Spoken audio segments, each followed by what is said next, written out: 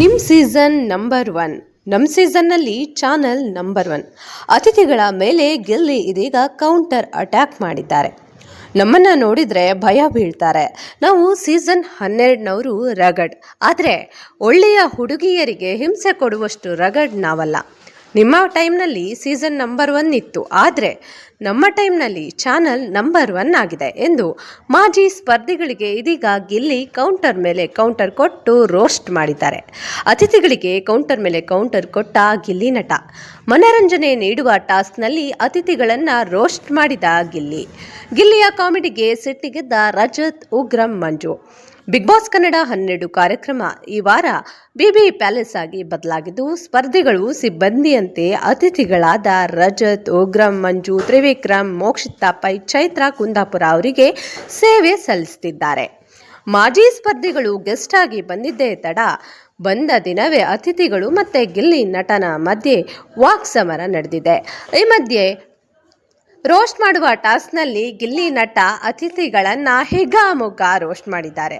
ಅತಿಥಿಗಳಿಗೆ ಮನರಂಜನೆ ನೀಡುವ ಸಲುವಾಗಿ ಸ್ಪರ್ಧಿಗಳಿಗೆ ಬಿಗ್ ಬಾಸ್ ಸೂಚಿಸಿದ್ರು. ಅದರ ಅನುಸಾರ ಗಿಲ್ಲಿ ನಟ ಹಾಗೆ ಅಶ್ವಿನಿ ಗೌಡ ಇಡೀ ಮನರಂಜನಾ ಕಾರ್ಯಕ್ರಮದ ನಿರೂಪಣೆ ಹಾಗೆ ಅತಿಥಿಗಳನ್ನು ಒಳ್ಳೆ ರೀತಿಯಲ್ಲಿ ರೋಸ್ಟ್ ಮಾಡುವಂತೆ ಬಿಗ್ ಬಾಸ್ ಜವಾಬ್ದಾರಿ ವಹಿಸಿದ್ರು.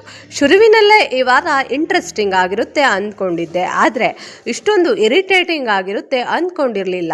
ಇವರು ಮಾಡಿದ ಸೆಟಪ್, ಕೊಟ್ಟಿದ್ದ ಬಿಲ್ಡಪ್ ಎಲ್ಲ ನೋಡ್ಬಿಟ್ಟು ವಾವ್ ಅನ್ನೋ ಥರ ಯಾರಾದರೂ ಬರ್ತಾರೆ ಅಂದ್ಕೊಂಡಿದ್ದೆ. ಇವರು ಬಂದಮೇಲೆ ವ್ಯಾಕ್ತು ಅನ್ನೋ ಥರ ಆಗ್ಬಿಡ್ತು. ಈ ಮನೆಯಲ್ಲಿ 50 ದಿನದಿಂದ ಚಿಕನ್, ಮಟನ್ ಸಿಗದೆ, ಒಳ್ಳೊಳ್ಳೆ ಊಟ ಸಿಗದೆ ನಾವೇ ಬರ್ಗೆಟ್ಟಿರೋದು ಅಂದ್ಕೊಂಡಿದ್ದೆ.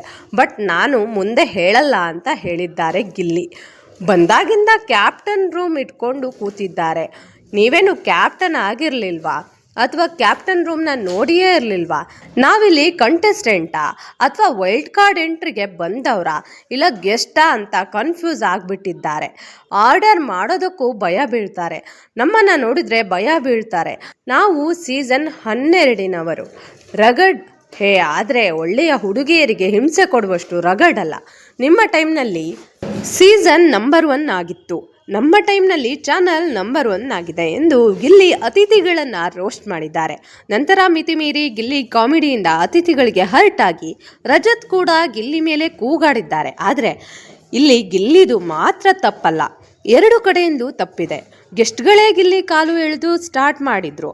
ಗಿಲ್ಲಿ ಸ್ವಲ್ಪ ಜಾಸ್ತಿನೇ ರಿಯಾಕ್ಟ್ ಮಾಡಿದ. ಗಿಲ್ಲಿ ಮೇಲೆ ಮಾತ್ರ ತಪ್ಪು ಹೊರಿಸೋದು ಸರಿಯಲ್ಲ ಅಂತಿದ್ದಾರೆ ವೀಕ್ಷಕರು. ಇಷ್ಟೇ ಅಲ್ಲದೆ ಎಲ್ಲರ ಪೇಮೆಂಟ್ನ ನೀನೇ ತಗೊಳ್ತಿದ್ಯಾ ಅಂತ ಗಿಲ್ಲಿ ನಟನಿಗೆ ಉಗ್ರಂ ಮಂಜು ಪ್ರಶ್ನೆ ಮಾಡಿದ್ದು ಸರಿನಾ ಅನ್ನೋ ಬಗ್ಗೆ ಸಾಮಾಜಿಕ ಜಾಲತಾಣಗಳಲ್ಲಿ ಚರ್ಚೆ ಶುರುವಾಗಿದೆ. ಚೆನ್ನಾಗಿ ಆಟ ಆಡ್ತಿದ್ಯಾ, ಶೋ ಸೂಪರ್ ಆಗಿದೆ, ಎಲ್ರಿಗೂ ಒಂದೊಂದು ಸ್ಪೇಸ್ ಅಂತ ಇರುತ್ತೆ, ಎಲ್ಲರ ಪೇಮೆಂಟ್ ನೀನು ತಗೊಳ್ತಿದ್ಯಾ ಅಂತ ಗಿಲ್ಲಿ ನಟನಿಗೆ ಉಗ್ರಂ ಮಂಜು ಕೇಳಿದ್ದಾರೆ. ಅಂದಹಾಗೆ ಈ ಪಾಯಿಂಟ್ ವ್ಯಾಲಿಡ್ ಅಂತ ನಿಮಗೆ ಅನ್ನಿಸ್ತಾ? ಈ ರೀತಿ ಹೇಳಿದ್ದು ಎಷ್ಟು ಸರಿ? ಎಲ್ಲರ ಸ್ಪೇಸ್ ಕಿತ್ಕೊಳ್ತಿದ್ದಾರಾ ಗಿಲ್ಲಿ ನಟ? ಉಗ್ರಂ ಮಂಜು ಹೇಳಿದ ಮಾತನ್ನು ನೀವು ಒಪ್ತೀರಾ? ಈ ಕಾರಣಕ್ಕೆ ಅಲ್ವೇ ಎಲ್ರಿಗಿಂತ ಗಿಲ್ಲಿ ಸ್ಪೆಷಲ್ ಅನಿಸೋದು.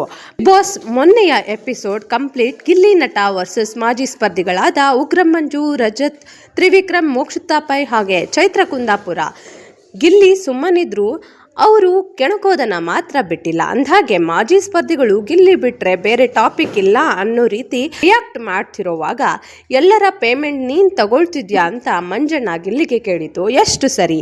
ಬಾಸ್ ಮೊನ್ನೆಯ ಎಪಿಸೋಡ್ನಲ್ಲಿ ಏನೆಲ್ಲ ರಾಧಾಂತಗಳಾಯಿತು, ಯಾರು ತಪ್ಪು ಯಾರು ಸರಿ, ಯಾರ ವರ್ತನೆ ಹೇಗಿತ್ತು, ಇದೆಲ್ಲವನ್ನ ನೀವು ನೋಡಿದ್ದೀರಾ. ಈ ಬಗ್ಗೆ ನಾವಿಲ್ಲಿ ಚರ್ಚೆ ಮಾಡ್ತಿಲ್ಲ. ಬದಲಿಗೆ ಗಿಲ್ಲಿ ನಟನಿಗೆ ಉಗ್ರಂ ಮಂಜು ಹೇಳಿದ ಮಾತು ಸೋಷಿಯಲ್ ಮೀಡಿಯಾದಲ್ಲಿ ಸಿಕ್ಕಾಪಟ್ಟೆ ಚರ್ಚೆ ಆಗ್ತಿದೆ. ಗಿಲ್ಲಿ ನಟ ಒಳ್ಳೆಯ ಎಂಟರ್ಟೈನರ್ ಅನ್ನೋದ್ರಲ್ಲಿ ಎರಡು ಮಾತಿಲ್ಲ. ಈಗಾಗಲೇ ಅದು ಪ್ರೂವ್ ಆಗೋಗಿದೆ. ಇನ್ನು ಗಿಲ್ಲಿ ಕಾಮಿಡಿ ಪಂಚ್ ಡೈಲಾಗ್ಗಳಿಂದಲೇ ಈ ಸೀಸನ್ ಎಂಟರ್ಟೈನಿಂಗ್ ಆಗಿರೋದು. ಗಿಲ್ಲಿ ಇಲ್ದಿದ್ರೆ ಸೀಸನ್ ಬೋರ್, ಬರೀ ಜಗಳ ಅಷ್ಟೇ ನೋಡಬೇಕು ಅನ್ನೋದು ಕೂಡ ವೀಕ್ಷಕರ ಅಭಿಪ್ರಾಯ. ಓಕೆ, ನಾನು ಯಾಕೆ ಇದನ್ನೆಲ್ಲ ಹೇಳ್ತಿದ್ದೀನಿ ಅಂತ ಕನ್ಫ್ಯೂಸ್ ಆಗ್ತಿದ್ಯಾ? ಒಮ್ಮೆ ಉಗ್ರಂ ಮಂಜು ಮತ್ತು ಗಿಲ್ಲಿ ನಡುವೆ ನಡೆದ ಮಾತುಕತೆ ಏನು ಅನ್ನೋದನ್ನು ನೋಡ್ಬಿಡಿ. ಉಗ್ರಂ ಮಂಜು ಹೇಳ್ತಾರೆ, ಹೇಳಿದ್ದನ್ನು ಅರ್ಥ ಮಾಡ್ಕೋ, ಚೆನ್ನಾಗಿ ಆಟ ಆಡ್ತಿದ್ಯಾ, ಸೂಪರ್ ಆಗಿದೆ ಶೋ, ಎಲ್ರಿಗೂ ಒಂದೊಂದು ಸ್ಪೇಸ್ ಅಂತ ಇರುತ್ತೆ, ಎಲ್ಲರ ಪೇಮೆಂಟ್ ನೀನು ತಗೊಳ್ತಿದ್ಯಾ? ಗಿಲ್ಲಿ ನಟ ಹೇಳ್ತಾರೆ, ಇಲ್ಲ ಸರ್. ಉಗ್ರಂ ಮಂಜು ಹೇಳ್ತಾರೆ, ಅವರವರ ಮಾತುಕತೆಯಲ್ಲಿ ನೀನು ಮೂಗು ತೂರಿಸುವುದು ಸರಿಯಲ್ಲ. ಗಿಲ್ಲಿ ಹೇಳ್ತಾರೆ, ಆಯಿತು ಸರ್, ನನ್ನ ಪಾಡಿಗೆ ನಾನಿರ್ತೀನಿ.